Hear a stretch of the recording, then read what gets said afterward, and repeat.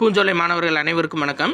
இன்றைக்கி தந்தை பெரியாரை பற்றி ஒரு சில இன்ஃபர்மேஷன் பார்க்க போகிறோம். அதாவது தமிழ்நாடு தமிழருக்கே அப்படின்ற முழக்கத்தை எழுப்பியவர் யார் அப்படின்னா ஈவேரா பெரியார். சரியா?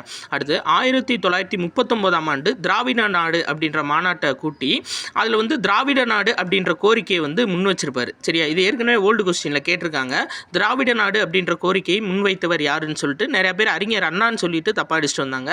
ஆக்சுவலாக திராவிட நாடு கோரிக்கையை முன்வைத்தவர் யார் அப்படின்னா 1939 தந்தை பெரியார். சரியா?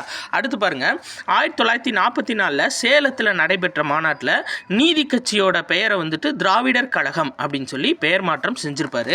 இன்னொரு முக்கியமான இன்ஃபர்மேஷன் என்ன அப்படின்னு சொல்லி பார்த்தீங்க அப்படின்னா, தமிழ்நாடு கேரளா இது ரெண்டத்தையும் இணைச்சு தட்சிண பிரதேசம் அப்படின்னு சொல்லிட்டு பேர் வைக்கணும் அப்படின்னு சொல்லியிருப்பாரு ராஜாஜி. இதை பெரியார் எதிர்த்திருப்பாரு. எந்த பத்திரிகையில் அப்படின்னா விடுதலை அப்படின்ற பத்திரிகையில் இதை எதிர்த்திருப்பாரு. அதே மாதிரி தமிழர்கள் அனைவரும் இதை எதிர்த்து முதலமைச்சருக்கு தந்தி அனுப்புங்கள் அப்படின்னு அறைக்கூவல் விடுத்திருப்பாரு. ஸோ இந்த இன்ஃபர்மேஷன் கேட்பாங்க, எந்த பத்திரிகையில் பெரியார் தட்சிண பிரதேசம் அப்படின்ற கோரிக்கையை எதிர்த்தார் அப்படின்னா விடுதலை அப்படின்ற பத்திரிகையில். கூடுதலாக ஒரு தகவல் பார்க்கணும் அப்படின்னா, அதாவது 1956 அமிர்தசரஸில் காங்கிரஸ் மாநாடு நடைபெற்றிருக்கும். இதில் ராஜாஜி அவங்களோட கூட்டாளிகள் எல்லாம் சேர்ந்து என்ன பண்ணுவாங்க அப்படின்னா தட்சிண பிரதேசம் குறித்து பேசியிருப்பாங்க. ஆனால் காமராசர் அந்த மாநாட்டிலே பார்த்தீங்க அப்படின்னா அந்த தட்சிண பிரதேசம் கோரிக்கையை எதிர்த்திருப்பாரு. இது எதில் இருக்குது அப்படின்னா 12th பாலிட்டியில் 7வது லெசன் தேச கட்டமைப்பின் சவால்கள் அப்படின்ற லெசனில் இருக்குது. நன்றி.